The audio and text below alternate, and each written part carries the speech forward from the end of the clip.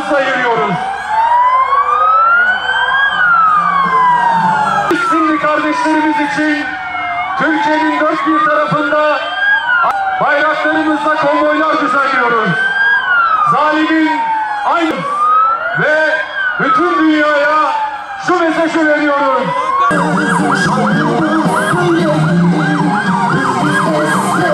12 askerimiz için ve 75 yıldan fazladır işgal altında tutulan zalimin aynı zalim olduğunu biliyoruz.